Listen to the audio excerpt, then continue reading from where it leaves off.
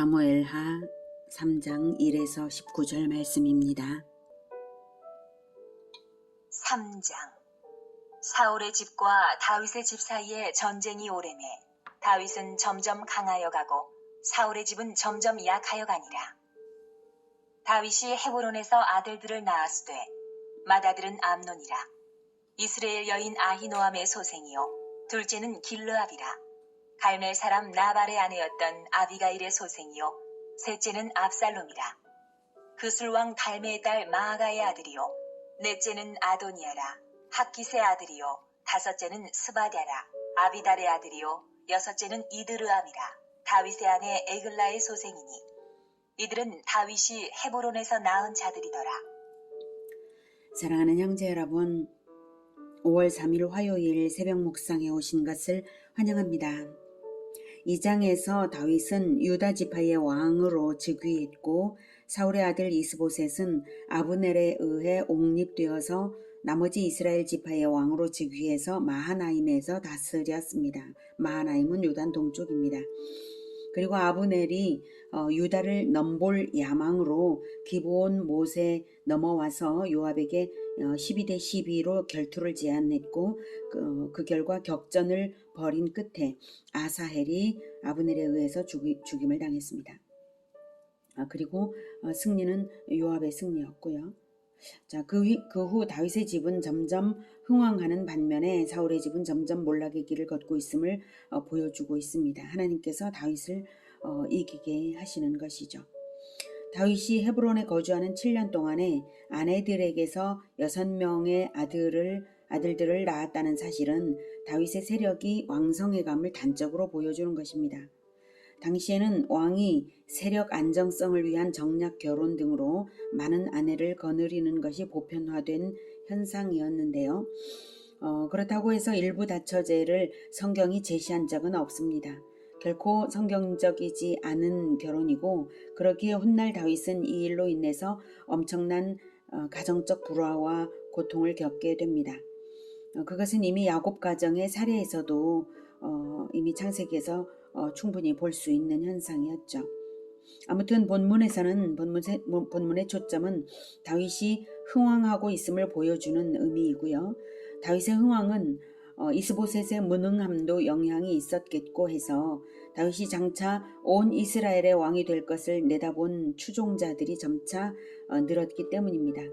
그것을 역대상 12장에 의하면 여러 지파에서 자발적으로 다윗 휘하에 들어온 군사력이 아주 많았습니다. 역대상 12장 23절 싸움을 준비한 군대 지휘관들이 헤브론에 이르러 다윗에게로 나와서 여호와의 말씀대로 사울의 나라를 그에게 돌리고자 하였으니 그 수효가 이러하였더라라고 해서 유다 자손 중 그다음 시몬 자손 중에서 많죠. 6,800명, 7,100명 엄청 많죠. 레위 지파와 아론의 집, 젊은 용사, 베냐민 지파에서도 에브라임 지파에서도 므낫세 지파에서도 등등 쭉 이제 내려와서요.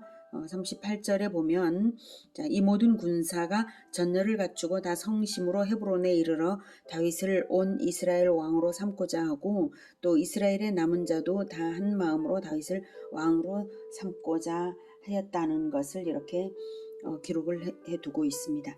이제 사울가가 어떻게 약화되어 가는지를 6절부터 보겠습니다. 사울의 집과 다윗의 집 사이에 전쟁이 있는 동안에 아브넬이 사울의 집에서 점점 권세를 잡으니라. 사울에게 첩이 있었으니 이름은 리스바요 아야의 딸이더라. 이스보셋이 아브넬에게 이르되 네가 어찌하여 내 아버지의 첩과 통간하였느냐 하니 네, 블레셋과의 전투에서부터 군장이었던 아브넬은 사울의 군장이었던 아브넬은 이미 권세를 가지고 있었고요. 이스보셋이 왕이 된 것은 아브넬의 군사력이 받쳐주었기 때문이기에 유다 지파와의 대립 상황에서도 아브넬은 점점 권력을 가질 수밖에 없습니다. 그런데 아브넬이 선왕인 사울의 첩과 통관을 한 것은 일종의 반역입니다. 왕좌를 넘보고 자행한 짓일 수 있는 것이죠.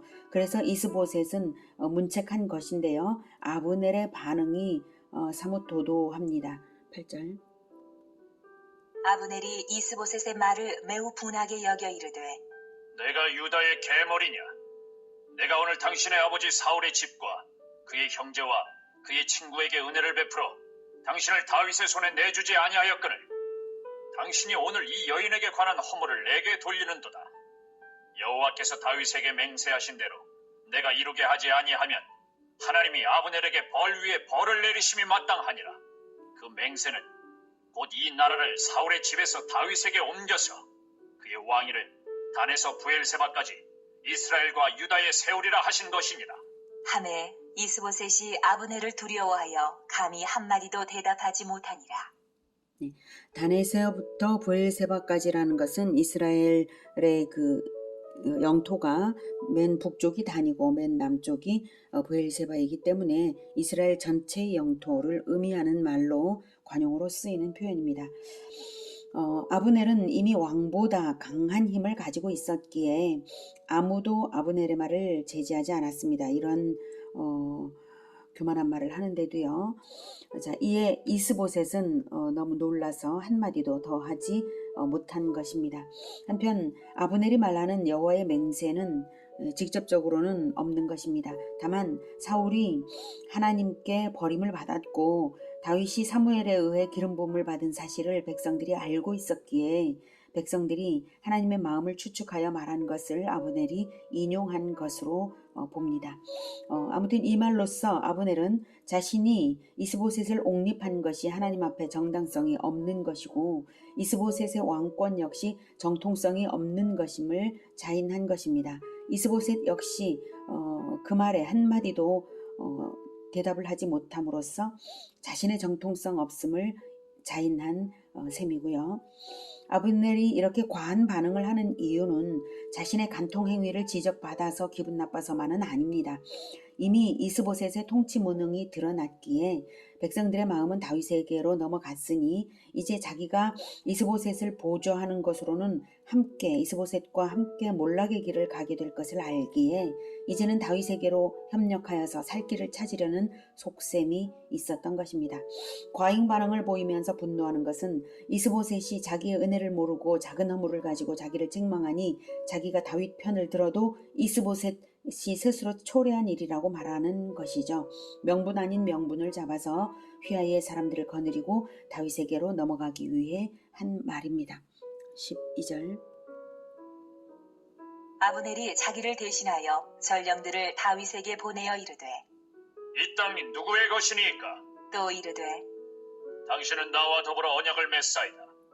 내 손이 당신을 도와 온 이스라엘이 당신에게 돌아가게 하리이다. 하니 네, 아브넬의 말은 두 가지 의미가 있습니다. 이 땅이 누구의 것이니까 이 말은 첫째, 이스라엘 온 땅은 결국 다윗 당신의 것입니다. 둘째, 이스라엘 온 땅은 아직 당신 수중에 있는 것이 아닙니다. 내가 협력하지 않으면 당신은 이스라엘 온 땅을 다스릴 수 없습니다. 이런 뜻이죠. 그래서 마치 자기 손에 이스라엘의 운명이 달린 듯이 말하고 있습니다. 하나님의 주권과 섭리는 없고 인본주의로 가득하여서 모략으로 충만한 아브넬입니다. 13절. 다윗이 이르되 좋다. 내가 너와 언약을 맺거니와 내가 내게 한 가지 일을 요구하노니 나를 보러 올 때 우선 사울의 딸 미가를 데리고 오라. 그리하지 아니하면 내 얼굴을 보지 못하리라. 하고 다윗이 사울의 아들 이스보셋에게 전령들을 보내 이르되 내 처 미가를 내게로 돌리라. 그는 내가 전에 블레셋 사람의 포피 100개로 나와 정혼한 자니라. 한 네, 다윗이 아브넬의 제안을 받아들이기는 하되 조건부로 언약을 했어요. 아브넬을 온전히 신뢰하기 위해서는 아브넬을 시험해야 할 필요성이 있었고요. 이참에 사울에 의해 부당하게 빼앗겼던 자기 아내 미가를 돌려받고자 했습니다. 그리하지 아니하면 내 얼굴을 보지 못하리라 라고 아주 강하게 말을 했는데요. 아브넬, 네가 나에게 협력하겠다는 것을 내가 호락호락 기뻐할 줄 아느냐? 그렇지 않다는 것을 보여주는 말입니다. 사실 다윗이 온 이스라엘의 왕이 될 것은 하나님께서 섭리하셔서 마침내 될 일이지 아브넬의 모리아에 의존할 필요는 없는 것입니다. 다윗은 아브넬의 모리아에 유혹되어서 넘어간 것이 아닙니다. 그리고 이미 온 이스라엘 백성들은 다윗에게 마음이 기울어 있었기에 다윗은 급할 것이 없었고요. 다만 한 민족이므로 원만하게 통일이 되기를 바라고 있어서 인위적인 통일을 추진하지 않은 것뿐입니다. 그러기에 또한 아브넬에 의해서만 미갈을 데려오게 한 것이 아니라 이스보셋 왕에 의해 결정되고 돌려보내어지도록 정당한 요구를 이스보셋 왕에게 전했습니다. 이렇게 한 것은 여러 측면에서 매우 지혜로운 일이 됩니다. 첫째는 사울가와 다윗가의 대립이 지속되는 것은 이스라엘 백성들을 불안하게 하는 것인데요. 사울의 딸이면서 다윗의 아내인 미갈을 다윗이 다시 데려오게 하는 것은 두 가문의 화해의 단초가 될 수 있기 때문입니다. 다윗은 자기 아내 미갈의 친정에 대하여 선하게 대할 것이라는 행동 메시지를 보내고 있는 것입니다. 다윗은 화평의 왕이죠. 둘째는 그 일을 이스보셋 즉 미갈의 오라비이면서 나머지 이스라엘을 다스리고 있는 왕을 통해서 이스보셋을 통해서 공식적으로 행하고 있으므로 더욱 분명한 메시지로 백성들에게 각인이 될 것입니다. 셋째로 아브넬은 그렇게 적극적으로 행하는 다윗의 행위에 협력하기 위해서 이스보셋을 설득하는 역할을 하게 되는 것입니다. 다윗은 과거에 미갈과 정혼하기 위해서 사울 왕의 요구대로 블레셋 군인 100명의 포피를 사울에게 바쳐서 결혼을 위한 패백금, 즉 결혼지참금 대신 블레셋 군인 100명의 포피를 바친 것이죠. 전쟁의 승리의 공로를 바친 것이기에 다윗의 정당한 요구를 아무도 거절할 수는 없었습니다. 심지어 미갈의 현재 남편조차도 그런 사실을 알고도 미갈을 차지한 자이므로 할 말이 없죠. 15절 이스보셋이 사람을 보내 그의 남편 라이스의 아들 발디엘에게서 그를 빼앗아 오매 그의 남편이 그와 함께 오되 울며 바후림까지 따라왔더니 아브넬이 그에게 돌아가라 하매 돌아가니라. 발디엘은 10년 동안 부부의 연으로 살아온 정이 있어서 눈물이 나겠지만 어쩌겠어요. 다윗이 진리대로 합법적으로 미갈의 남편인 것이 분명하니까요. 이것은 힘의 논리가 아니라 진리대로였습니다. 이렇게 미갈을 다윗에게로 보낸 아브넬은 다윗의 요구대로 했으므로 이제는 다윗이 받아들일 것이므로 세력 규합을 위한 정치 작업을 합니다. 17절 아브넬이 이스라엘 장로들에게 말하여 이르되 너희가 여러 번 다윗을 너희의 임금으로 세우기를 구하였으니 이제 그대로 하라.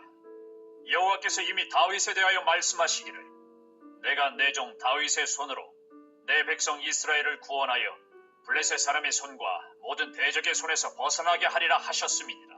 하고 아브넬이 또 베냐민 사람의 귀에 말하고 아브넬이 이스라엘과 베냐민의 온 집이 선하게 여기는 모든 것을 다윗의 귀에 말하려고 헤브론으로 가니라. 네, 이미 이스라엘 장로들은 다윗을 왕으로 추대하기를 원하고 있었던 것을 아브넬도 알고 있었어요. 그동안은 자기가 군사력을 배경으로 이스보셋을 옹립하고 있었기에 이스라엘 장로들이 어찌할 수 없었는데 이제는 자기가 허락하겠다 하는 말을 하는 것입니다. 그럼으로써 세력 규합을 하는 것이죠. 그리고 베냐민 지파에 특별히 말하는 것은 사울 왕이 속한 베냐민 지파가 다윗가와 유다 지파에 대해서 대결 구도였기 때문인데요.